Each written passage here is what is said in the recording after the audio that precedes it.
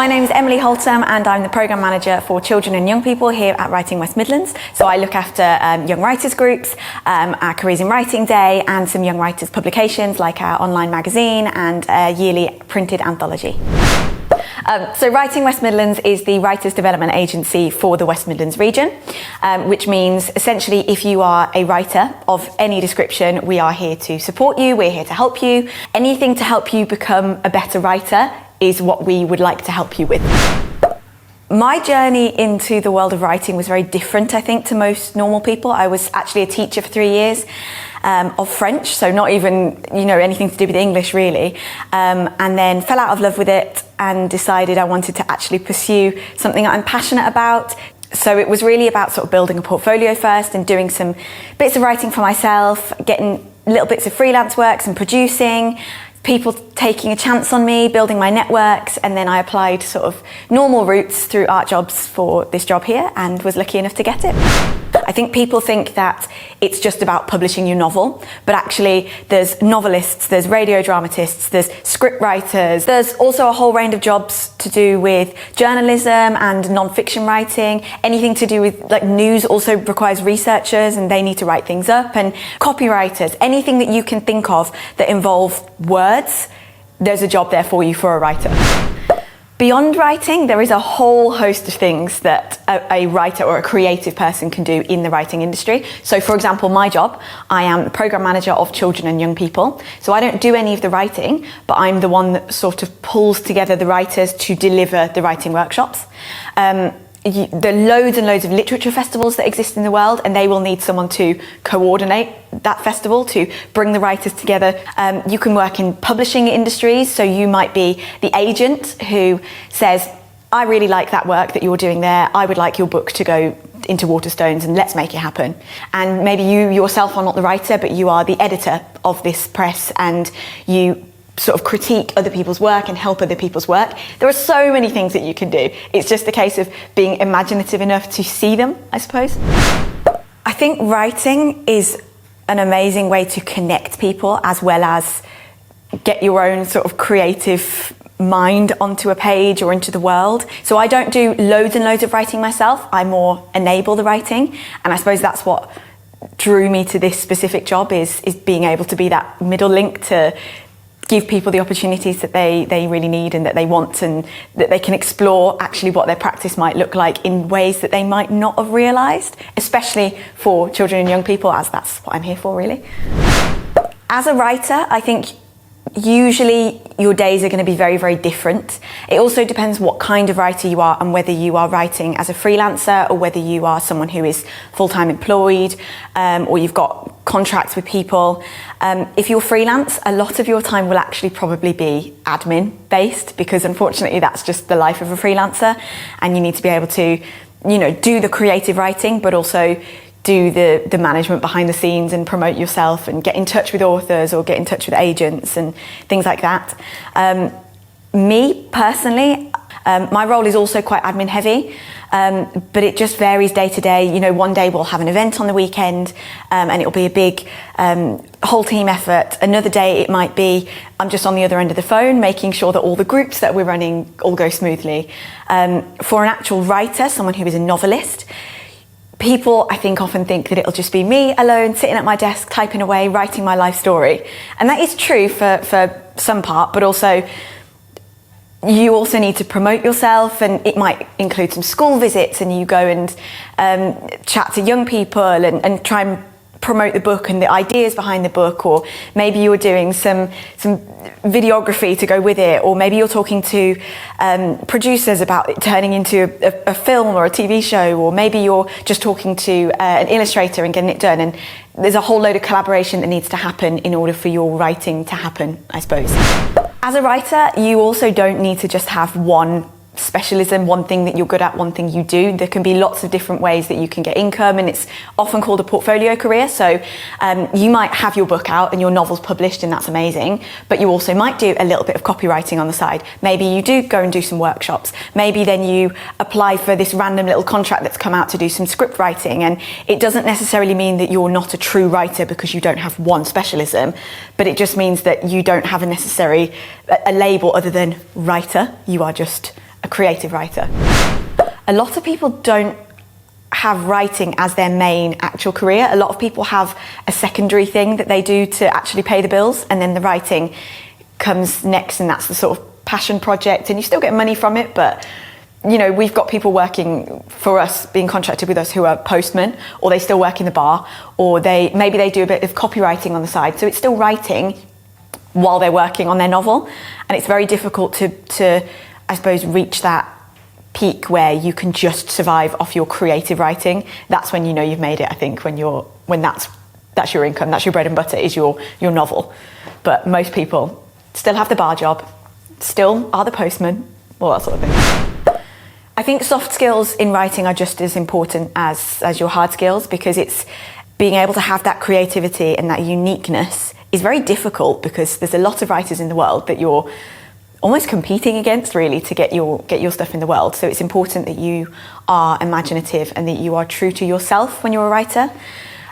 Equally, it's really important that you're organised, for the reasons that I've said already about being your own admin assistant and making sure that you are lobbying for yourself and you're making sure that you believe that your work deserves to be out into the world. I think there's two things we can talk about when we talk about the writing industry changing. It's impossible to not talk about technology and AI changing writing, and people are becoming much more dependent on it. And it's very important to a lot of people to try and not to lean on that, because it's really, really easy to say, write me a novel about this, that and the other, and it might become the new bestseller, fine, but actually the people are what make things interesting, and the people are what make it unique and give it the heart. And with writing especially, you've got to stay true to yourself as you write, and I'm very against that. I'm okay with using AI for a lot of things, but not to do the writing for you. It's also probably worth mentioning that in terms of trends in the industry, they come and go a lot. So if you decide that you see a book all about dragons and that's just become a really big hit, by the time you start writing your book, dragons probably aren't going to be the trend anymore. So much better to stay and write what you want to write about. And that way your voice will be more unique and more authentic when you're writing, and it will come through in your work. Because it is a lot of just being with yourself and writing, your networks are very, very important. And so there are loads of programs that exist, and there's loads of courses that you can take yourself on to make sure that you upskill yourself ready to take on these jobs. And of course, remember that there are so many jobs that exist now that didn't exist 20 years ago. And that's also true for the future. There will be jobs as writers that don't yet exist. And that might be actually physically writing, or it might be doing the bit behind the scenes, which is equally as important. We just don't know. And so it's really, really key that we, as a writer community, take care of our own, I think. Inevitably, there is going to be crossover between other industries. As I said, writing is not just sitting with your book, your novel's finished. Everything where you see a piece of writing, someone has written it, and often a professional writer has been hired to do that. So scripts don't just come into being. In the theatre world, someone has written that script to be able to stage that play. In the marketing world, any copy that you see on a website, so any words that you see on a website, a copywriter has written that. So it's very easy to see the crossover. Not necessarily as easy to see where you can get your foot in the door to do it, but if there's words, there's a job there, in whatever industry that might be. We had a day with different panels on it to sort of introduce young people, 16 to 25-year-olds of the region, about the different careers in writing that are available. And it's probably my favourite thing, because so many people came out of that day going, oh my goodness, I didn't realise that was possible, or I didn't realise that could be done. And we had lots of professionals in the room to talk about these things. So it wasn't just one person telling everyone these are the options, but lots and lots of different people from different areas of the writing world saying, come and be a screenwriter, come and be a poet, come and be a playwright. And introducing people to that world is really special. For anyone wanting to start on their writerly journey, it's important, first of all, that you write. You actually have something to write. You're not a writer unless you do actually do a bit of writing. And write as much as possible, as often as possible, because that's how you learn and that's how you get better at what you do. Your first draft of your novel is never going to be the best thing. There are loads of courses that exist. There are loads of internship schemes that exist. Places, big places like Penguin do a yearly internship scheme and work experience placements. But then you also have the, smaller companies that offer just a day in the office to come and see what's going on. And also Writing West Midlands ourselves, we also offer lots and lots of opportunities for people. So go to Writing West Midlands website and we've got all of our courses on there. We've got Birmingham Literature Festival on there. And it's a great way to meet people, interact with other writers and experience what it's like in the writerly world. So I suppose my main thing is have an open mind and see the opportunities and explore them, because you never know actually what you might be best at. It might not be what you think. It's important to know as a writer, if you're starting out with your novel or you want to aim towards your novel, that there are over 180,000 books that are published every year. That's a lot of books. So it takes a lot for you to stand out. And I think that's one of the biggest challenges with really breaking in is most books don't do very well. But on the flip side, you can have some incredible moments. You can, write the most amazing book and, okay, it might not do very, very well, but then you get the young people coming up to you and telling you how inspired they are and it inspired me to write. And you get the really emotional moments as, with poets, for example. It's quite an emotional thing, doing poetry. And especially when it's very personal to someone, you get a lot of tears. And in the best kind of way, it's a great sort of sector to connect people and find that connection and really touch hearts, I think. For anyone looking to go into writing or any creative industry, I think it's very important that you do your research beforehand, that you know what you're going into, that you know not just about the creativity but about the behind the scenes, because that is just as important as the writing itself and as the creation. A lot of people, I think, can get very disillusioned about what a writer does or what it can be, so make sure that you clue yourself up on that.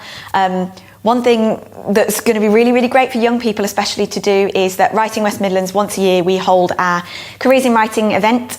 And it's a place for 16 to 25-year-olds to discover the sector, to find out from industry professionals about different pathways in writing, and not just about writing a novel, but about being a scriptwriter, being a poet, being a publicist, or being a literary agent.